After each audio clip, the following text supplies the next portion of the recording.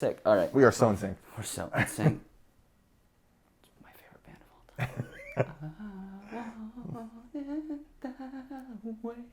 All right. We reached the end of 2019. So let's look back on the best movies of the year.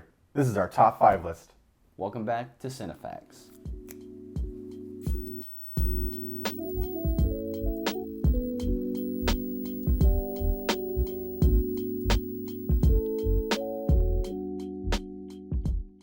We got a little something different here today, and a good friend of mine joining me. As Sean said, I'm Gabe. I'm a friend of Sean and a friend of Cinefacts. I'm also a fellow filmmaker and lover of film. And if you're interested in finding my work, you can find me at gabemore.com, except it's gabe-more.com. The dash is very important. It won't get you there if you don't have a dash. It's the only domain I could buy. And then if you want to find me on any social media, it's at openlygabe. Except there's an underscore between openly and gabe, just because I couldn't get the domain for just openly gabe. We'll put a link to it in the description. So very good. I want people to know, I can be found. It's just all of those dashes and underscores. So today we're going to talk about our top 5 movies of the year, each of ours, different lists, and also feel free to comment down below if you disagree with us. We want to hear from you. We do, because not everybody's list is going to be the same. So I'm going to start. My number 5 favorite movie of the year was Peanut Butter Falcon. I haven't seen it. Yeah? No, I haven't seen it. That's a surprise. You're the only person who watches as many movies as I do. But I loved the feel of adventure in this movie. It feels like an epic journey, like Lord of the Rings-esque. It's just these two strangers who run into each other. One of them running away from a old folks' home, even though he's not an old folk. But without spoiling too much of the film, it's just how these characters that are both on the run kind of build a friendship and kind of just help each other through the rural. I believe it's in the South, and they're just trying to get to Florida and the antics they get into. But it's wonderfully shot. The acting is the biggest selling point of this movie. Oh yeah, especially from the guy who is the Peanut Butter Falcon. Yes, Zach. He is such a good actor, so wholesome, and he was born to act. He does such a great job. Shia LaBeouf does a great job, but yeah. Zach is hands down my favorite character in the film. So I got to see it. You got to see it. To see it since it came out in like summer. My number 5th favorite movie is Jojo Rabbit. Oh, I love this movie. You either have heard about it or you haven't heard about it. And if you haven't heard about it, then the premise is going to sound bonkers to you. But it's from the perspective of a 10-year-old child in World War II Nazi Germany. And he's like the biggest Adolf fan. And he almost worships Adolf Hitler. And it's about this boy's experience being in Nazi Germany and wanting to work for the Führer. The Führer. The Führer. Rural Führer. Rural Führer. I just imagine a furry version of Hitler. Hitler was a furry. Let's get that straight. You heard it here first. Hitler was a furry. But things go awry when this kid who has very extreme political beliefs about Germany and the war, and how he doesn't like Jews. He learns that his family is harboring a Jew, and his whole world is kind of flipped upside down. And then to top it all off, it's a comedy. Taika Waititi does a fantastic job as playing the imaginary Hitler. Yeah, what a great plot device to have this little kid have Hitler for an imaginary friend, which can tell us his worldview, but also kind of also make us understand why he does believe the things he does. And then Scarlett Johansson, man, she's doing great work. The most impressive part about Jojo Rabbit is the fact that it was made. Obviously, in every interview, it's kind of annoying. The annoying question about how did you pitch this? How did you pitch this? Who would buy this? But I think with the success Taika's had with his New Zealand films, then also breathing life into the Marvel movies, it kind of makes sense that Thor Ragnarok. Thor Ragnarok, yeah. And this script, Jojo Rabbit, was on the Blacklist in 2012, which is a list of all the best unproduced screenplays. And so this script from 2012, it would make sense that after his success with Ragnarok, now he's like, cool, I am at the level now where people can like understand my filmmaking way, and so it didn't make sense why it's made now, and I think it's a great time for it. They actually took the color palettes that existed in Europe at the time, because Europe at the time, like especially Germany, at the beginning of World War II, had a shit ton of money, and they loved art, they loved color, and they held to it. Yeah. In this movie. That's so cool, because all in the black and white pictures of I don't know, it just looks downtrodden and just like it looks sad and like impoverished. Mm-hmm. But I love the color in the movie, and that it was like the way we perceive the color in Nazi Germany was actually a lot more vibrant than we perceive it as. Yeah. On to number 4. So my number 4 was Midsommar. I actually saw this movie 3 times in theaters. Whoa, 3? Yeah, that's like a whole 24 hours. Number. 24 hours of my life. It was a bit long, but I had to. It had some of the best transitions I've ever seen, especially with the plane. You know what I'm talking about. 100%. If you've seen the movie. Gosh. One of the best opening sequences I've seen this year. Yeah, that's true. It was phenomenal, and it has some of the best effects I've ever seen for showing the effects of drugs. Oh yeah, like when they're they're seeing all the breathing. It just looks as if everything around them is breathing. The flowers, the parts of people, like their eye will just expand and contract. It just, as soon as I couldn't look away from that. That's one of the reasons why I had to see it so many times. And it's a movie where I was just guessing the whole time. I was like, what is this story? Where are they going to take it? I don't understand this folklore. It's not something I already know. It's something I've never heard of. I've heard the term Midsommar before, but I didn't know where this movie was going to go. Yeah, it felt like a fairy tale. I think it was intended to be that way, even with the opening image of like, the entire movie like plays out on that cloth that you first see, or like whatever that was. Gosh, I'm so pumped to see what Ari Aster does next. Just let him make whatever he wants to make, as many movies as he wants to make. Yeah, gosh, I think he said that he wants to make like a science fiction next. I'm fine. I don't care. I'll go see anything he makes. Even though he's only done 2 movies so far, he is like the master of subversion. I like if he makes like maybe at least 4 movies, then he'll be considered like a master of film. Mm-hmm. My number 4 is Knives Out. Now, this movie I actually have not seen, so I cannot weigh on it too much. Because it's mainstream. I'm not that hipster. It's a mainstream studio film by Rian Johnson, the guy who helmed The Last Jedi, which everyone knows him as, and so it's like, of course, The Last Jedi sucks. It's my favorite. It's my number 1 for every year. Yeah, Rian Johnson's previous work, like as in like Brick and Looper, and there's one in between there that I haven't seen. Oh, Looper, I saw Looper. Yeah, Looper's great. I thought it was pretty good. Looper and Brick's great too, because Brick is like a noir film set in high school. This is Rian Johnson coming back to his wheelhouse, coming back to like noir, like a whodunit. This is all like the classic like 70s comedy style of a whodunit. It's about a family who is a rich family, high class family, and the patriarch of the family is a famous mystery writer. Except he's killed unknowingly. They just find his dead body in the morning. Apparently, he's dead from the middle of the night, and so they're all mourning his loss. But then when the detective comes in, played by an incredible Daniel Craig, he has an investigation trying to figure out who did it. But the greatest premise of the movie is that the reason that Daniel Craig is there is because no one in the family asked him to come, and he doesn't even know why he's there. Someone requested him to come to figure out why he's dead. And it's just a great ride the whole way through.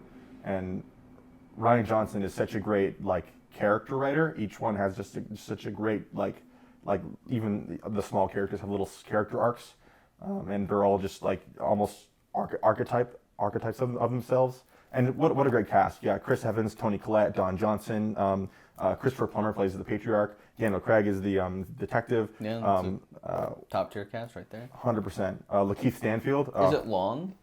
It's like a little over 2 hours, like 2 hours 5 minutes. No, that's not too bad at all. Yeah. Number 3. 3. Our number 3 is actually the same movie, Whoa. The Farewell. The Farewell. Bye. Bye. No, the video's not over. We're still here. The Farewell is number 3.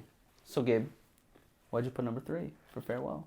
I mean, it was the most unique film that I saw this year in terms of a perspective, especially in terms of like a cinematic experience. Normally, we're used to seeing main characters who have our worldview, who grow up in an American lifestyle, because cinema is definitely one of America's most, what's the word? Trade items. It's definitely true. Hollywood has the biggest budget out of probably every country in the world combined. Probably still doesn't equal what Hollywood has. And I think this movie is one of the few times where it's a bilingual movie. Yeah. Wow. What a risk. And I can understand why people like didn't want to fund it. Or originally Disney wanted to make this because they heard the story on NPR and they're like, we want to make it. We want to have an American cast. It has to be all in English. And then Lulu Wang was like, nah, that's not what I want to do. And so she waited like a decade until like she could find a good distributor or funding to make the movie, and she found that in A24. It came out of nowhere for me. I had no idea what it was. I was at a theater and I just happened to see a trailer for it. Mm-hmm. And as soon as I saw the first trailer for it, I was like, I have to see this. It's funny because I know who Awkwafina is. Yeah. I actually listened to her music, and I did not know she was in movies or TV or anything. I only heard she had a bit part in Crazy Rich Asians. I never saw that movie. Neither did I. Yeah. The premise of the movie is about a matriarch in China finds out that she has cancer. Well, she doesn't find out. She has cancer, and so her family, who's living back in America, doesn't want to tell her because they have a saying that if you find out you have cancer, the fear will kill you more than the cancer. So they decide not to tell her, but in order to see her, this family living in America wants to go back to China to see her, so they plan a fake wedding so they can go to China and put on this wedding so they can spend the last days with her before she dies. Because she's given a very limited time frame to live. Right. Because it's an aggressive stage advanced. Mm-hmm. And it's just it's such a well-written movie, and the performances are a knockout, and especially with the grandma. It's almost like the characters have to play two parts at the same time, where they're acting as the characters themselves, but then as the characters themselves, they're having to pretend and lie to another character in the movie. And isn't one of the characters in the movie one of the family members in real life? Oh, is that true? I didn't know that. That is true. I believe the great aunt, the grandma's sister, is played by the real grandma's sister, yeah. If that's not true, I'll cut it out, but I'm pretty sure it's true. Because that's a fun fact. That's cool. Oh. Wow, that's a cinefact. Well, that's both our number 3s. That is both our number 3s. That's crazy. And coincidentally, number 2. We both picked The Lighthouse. The light. It feeds me. Hark! So number 2, yes, we both picked The Lighthouse. So Rob Eggers, the guy who came off The Witch, a guy who thought that he'd only be making little niche movies that would only not even make their money back. The Witch found its place at Sundance, then got Bob at A24, and now the A24 funded The Lighthouse. And he's like, wow, I did not expect to find success. But he's found a niche that he didn't think existed, and that there is a total audience for this. I love his movies. Oh gosh, Rob Eggers is just what a dude. I love The Witch. The Witch is great too. Small witch tangent, real quick, but the natural lighting, just the setting of it, and obviously witchy, satanic, but it's not rammed down your throat. It's not, it's not so mainstream. Yeah. Witchy and culty, and here's a cult that's just going to kill the whole family. Right. It's so subtle, and it's so well done. He's so good at subtleties. he said this before, but I think it really comes through in his movies. Is that he said that he always thinks about the atmosphere of the movie before he comes up with the script. What does it feel like? What kind of world is this that the characters are in? And so it's like for both The Witch and The Lighthouse, almost more for The Lighthouse, it's more about being immersed in this world rather than like the narrative through it. And to be and everything about what you see visually on the movie is like even the 4:3 aspect ratio and the performances and what it's like to be in the early colonial East Coast on this lighthouse.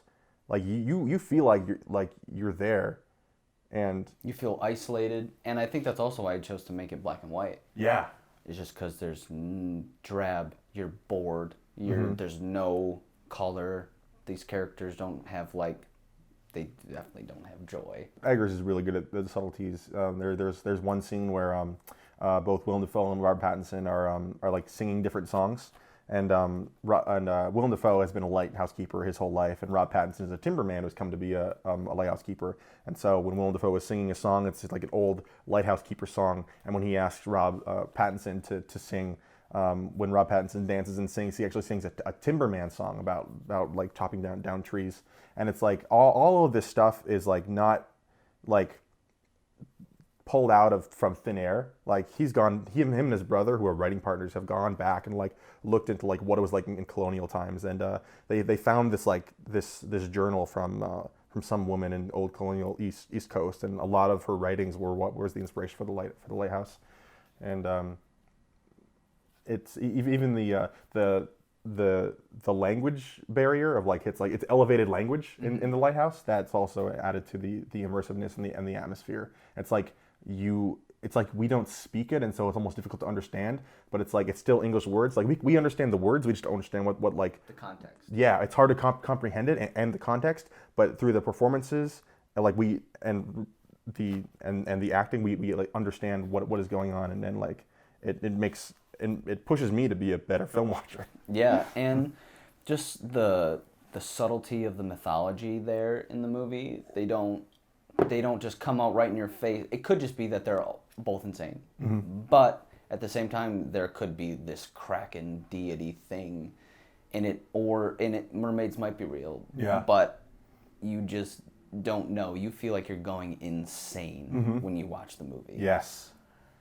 And just the quick cuts, the dream sequences.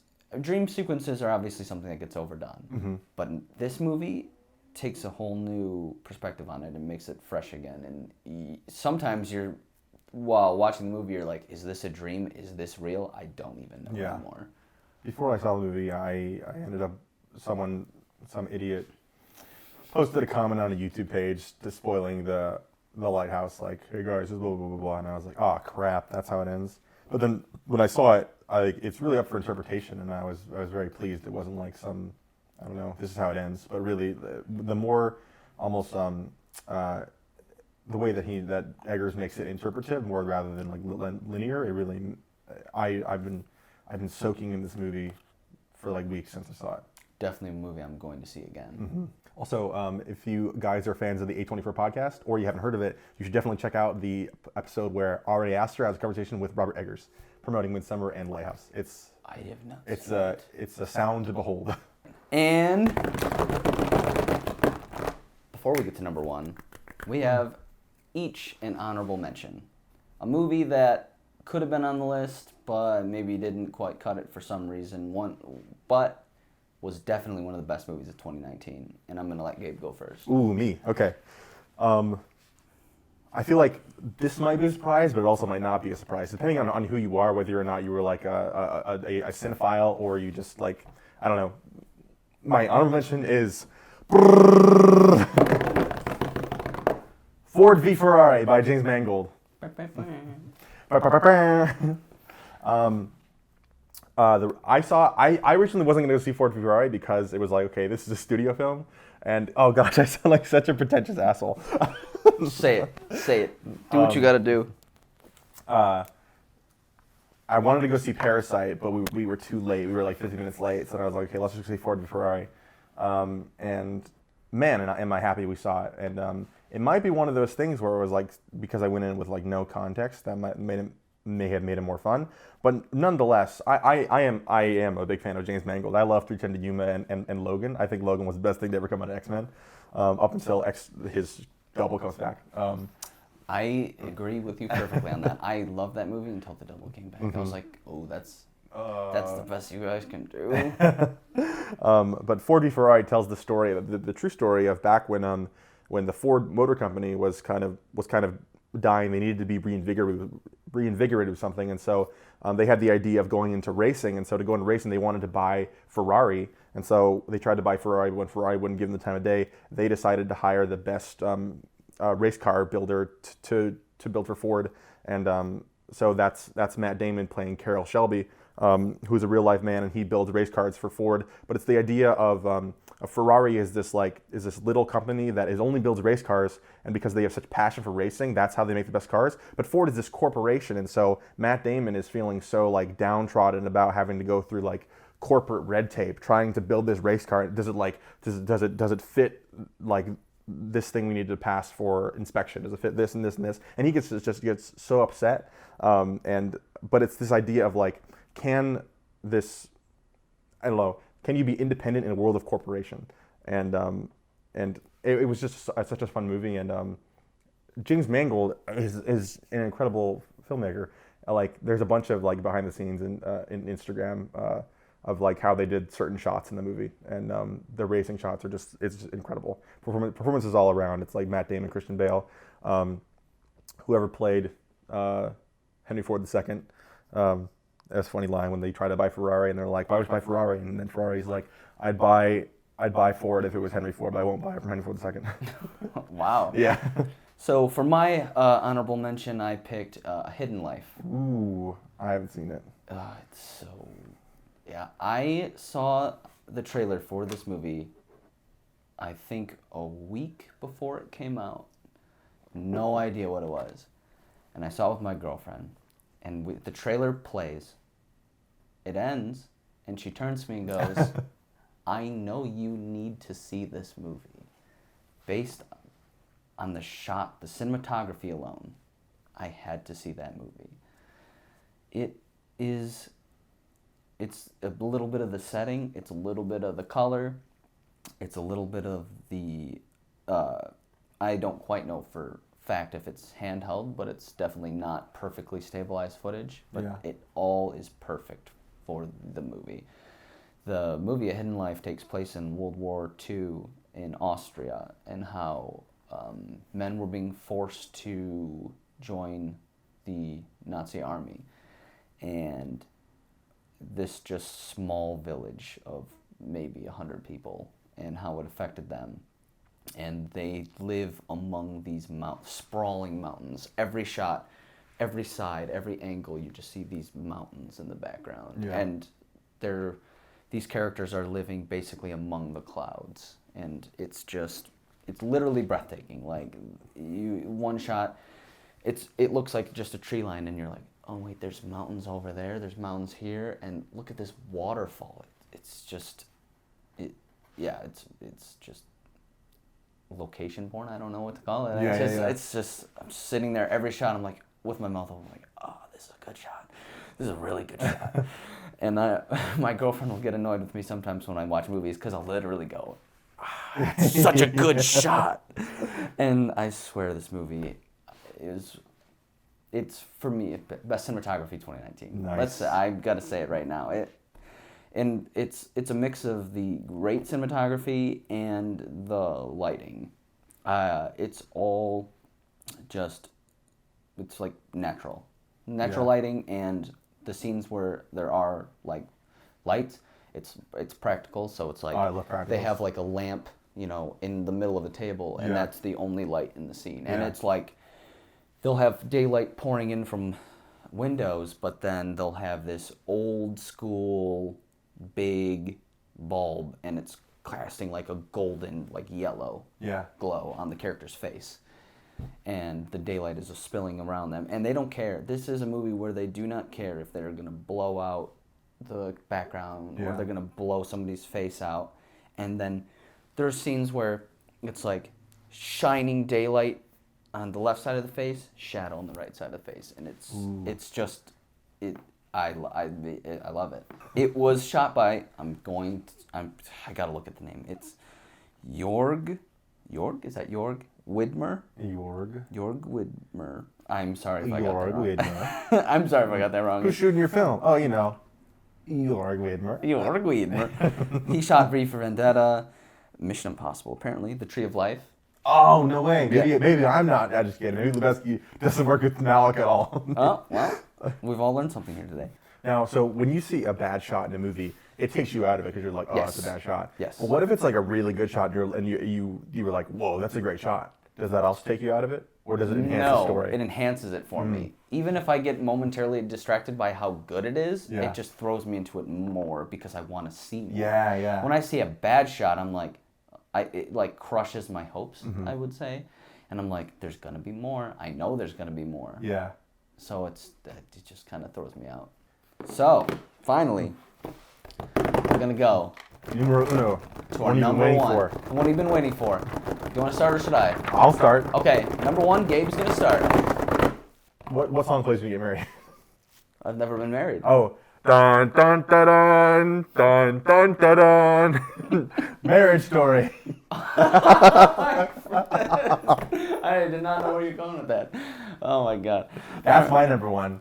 Noah Baumbach's wow. Noah Baumbach's movie that his second collaboration with Netflix. It was a Netflix? Netflix original. Oh, I did not know that. Yeah. Dude, Netflix is killing it. Like, what is it? Dolomite Is My Name, The Irishman, The Two Popes, and Marriage Story. People think that Disney Plus is going to kill Netflix. If Netflix Netflix is the life raft for all of these auteurs. Yeah.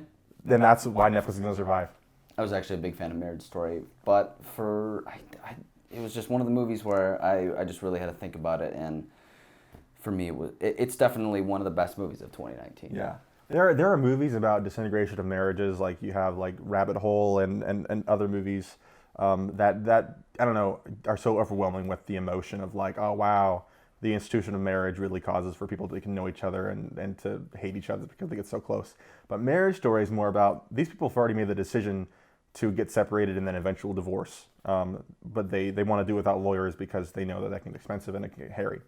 But the great thing about the movie is it's an exploration into what it means to get divorced and what divorce causes, the effects of divorce on two spouses. It's a procedural. It's like for most of the movie we never see Adam Driver and Scarlett Johansson together. They're separated, trying to work with this divorce through their own selves. Scarlett Johansson, the first one to get a lawyer with Laura Dern, who's kind of like this savior to her, saying like you are doing an act of hope that you're divorcing him. And Adam Driver has this he inherently has a selfish personality, and that causes he has a hubris, and that causes him to have his downfall. But the movie is great because it doesn't paint black and white. It's not saying this is the good guy, this is the bad guy. Both Adam Driver and Scarlett Johansson have flaws, and they both have pros and cons. And we can relate to a bunch of things. And I'm glad they didn't make either person abusive. They just made them human. I think that right there is the strong point of the movie, is that you're not really rooting for anybody. There might be moments where you're like, oh, she sucks, or oh, he's such a dick. But it's like you're like, wow, this is how do you say you just don't really know how to feel. You're just like, wow, this is just a horrible situation. Yeah. I am glad that Netflix funded it so that I don't think it would have the audience it does if it wasn't Netflix, but I think the worst thing to happen to Marriage Story was to become memeable. Memeable? Yeah, all the memes coming out from Marriage How Story. Well, so they turned that big fighting scene into a meme where it's like, one meme that comes to mind is it's like Scarlett Johansson is like, how can he be Baby Yoda? Oh, we're combining memes. How can he be Baby Yoda? Mandalorian takes place 5 years after Return of the Last Jedi, and Adam Driver's like, he looks like Yoda, he's a baby, how's it not Baby Yoda? And then he hits the wall. But and I guess in addition to the memes, that big fight scene has been swirling around social media and Twitter, and everyone's been saying, "Oh, I know exactly what this movie is. This movie is a stupid, yelling is not acting movie, and therefore I won't see it." They already make preconceived notions about what it is just because of that one scene. 95% of the movie isn't yelling. There's that one scene, and you really need the context of it. I mean, I agree, yelling is not acting, but that scene is powerful. That film is such a release because you just want them to talk to each other so badly because they just keep working with the lawyers. The lawyers are talking for them. They're like, just talk to each other like human beings, and that's what that scene serves as. Marriage Story, I think, is well, I don't want to say the most, one of the most compelling of his movies because you really feel the stakes. Like the stake of the movie is like, are these people going to be okay? Are they going to hate each other forever? We already know that they like don't love each other and are going to be separated, but are they going to hate each other? That's the human stake of the movie. Yeah. And so that pulling you through to see what happens, I don't find that emotional stake in any of other Noah Baumbach's movies. It's mostly like slice of life, you getting to know the characters and these characters kind of just going through life. What is their day-to-day life? But Marriage Story is like I'm scared. What's going to happen? And well, most like movies with a similar story, it's usually you know who to hate or they tell you who to hate. Yes, and yeah. it's oh, they're screaming at each other the whole movie. You already know they're not going to be friends. And this one though, it's like that's all you want. Yeah. You just want them. You're just like, stop talking, Lord. Just talk. Oh yes, it's time for my number one movie. So, my number one movie for the year was Parasite. Yeah, for the longest time, I couldn't figure out why it's called Parasite. And then I saw someone talk about Parasite and Host, and I was like, oh, shit. Directed by the wonderful man Bong Joon-ho. I'm a big fan of his work. It's the story of a downtrodden, lazy family that is conning their way into the lives of a rich family and literally being a parasite. And this makes so much sense now. It makes so much sense now. And it's... I kept waiting. Where's this parasite? They all have worms! This movie is the prime example of storytelling where you are shown, not told. They don't just ram it down your throat. They're not like, they're poor, they're rich. Rich people are bad, poor people are good. It doesn't do that. It's some people are good, some people are bad, and this is what happens in society. Yeah. And it's not in your face. I mean, it has its moments, but so does every movie. And my favorite scene, without spoiling too much, is the rain scene. Oh, yeah. They're like, yeah, look at how great rain does for our community. And the rich family goes outside and they're like, oh, wow, what a lovely rain. Yeah. This is beautiful. It will do much good for our garden. Mm-hmm. And the poor people are like, it's literally destroying us. And but the beauty of the movie is it doesn't say that. They say what beautiful rain we're having this evening, but the movie just shows you. Or the scene where the block is getting fumigated and the family is just like, all right, open up the windows.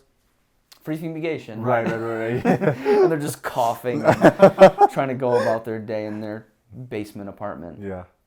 And I did not have the same experience. Film Twitter will kill me. I was excited for this movie. Everyone was saying like, oh, it's one of the greatest things coming out of Toronto. The film festival, I mean, he's from Korea, but right? Yes. Okay. South Korea, yes. So it took me a while to go see it, and by the time I saw it, I'd been so hyped up that I was like ready for something just like to ram me against the wall. I was like, make me feel things. And then when I'm watching this movie about class structure, and I was like, okay, what's gonna happen? Like, I felt like I think I was just expecting too much to happen, and so I was like, is this still the setup when it's actually just the movie? And so then when they find that, well, when that thing happens in the movie, in the underground. And I was like, oh, cool, this is the movie. And then I realized I was still watching the movie. It didn't start. I was already in the middle of it. And so I feel like my first watch of it, it was just a mess for me. And I just did not get the reaction that I was looking for. And I think talking to you about it and other people, I'm having it's definitely more fun to think about it. In the interpretation of different people.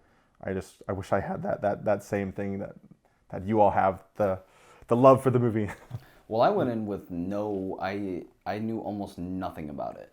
Yeah. When I went to see The Parasite, I was like, is this a sci-fi movie about the parasite? Because he made The Host, and I've seen The Host. Love that movie. Oh, he has a movie called The Host? Yes, he has a movie called The Host. Whoa. And it's about like a Cloverfield kind of. Oh, okay. So that is science fiction. That is science fiction. Oh, okay. Yeah. So this one I was like, is it science fiction? Ooh, a soft sequel. I've seen a soft sequel. I hadn't even seen the full trailer. Mm-hmm. So I kind of went in almost blind on this movie. I had tried to ignore social media and ignore reviews and just kind of go into it fresh. So fresh that I guess I thought it was a sci-fi movie. I was like, is there not a parasite? Is there no like mind control leeches or something? Yeah. When that guy showed up under the thing, I was like, he's the parasite. But it's all of them. Yes, yeah. So that's true. It is interesting to see how like social media and reviews can kind of like skew or give you a certain expectation. Yeah. It's probably going to steal Best Foreign Picture, but do you think that it could be nominated for Best Picture or even win Best Picture? I believe that it could win Best Picture. So foreign movies are underrepresented in awards. Can foreign films like elevate past Best Foreign Films and go straight into the Best Picture category? I believe it will get nominated. Ooh. I do not know if we're at the point in movies where it can win Best Picture necessarily, but I think we're starting to get there, especially with lower budget movies taking Best Editing, Best Picture. Films like Moonlight, where it's an A24 film, lower budget, taking it away from $100 million movies. So I think we're getting there, and I think it will get a nomination. I hope it gets nominated for more than just Best Picture, but even a nomination is a big deal. It's a great honor, even if it doesn't win. We feel like these were the top movies of 2019, and I feel like discussion is always important. Yeah. Oh gosh, something we didn't talk about, like the two popes, Uncut Gems, Portrait of a Lady on Fire. Oh gosh, I didn't talk about Peter Falcon. This movie. This year was like off the charts. It was, and this video could have been 4 hours, 5 hours long. It could have been, yeah. So thank you all for watching. It could have been the length of The Irishman. It could have been. Shots fired. But thank you all for watching. Thank you again, Gabe, for joining me on a wonderful movie discussion. We'll definitely have to make more videos. Sweet. My inaugural video on Cinepacks. Inaugural, yes. And ring-a-ding-ding. And watch his stuff. Ring-a-ding-ding. Yeah, that's the thing I just say sometimes. Ring-a-ding-ding. So thanks. Yeah, as I said, you can find me on gabe-moore.com, openly_Gabe. That's at openlygabe_. Openly Gabe, I just got that. Yeah, I say so fast because I'm so used to it. I've had it since like high school, but like it's. I love that. Yeah. All right. So thank you. 100%. Thank you.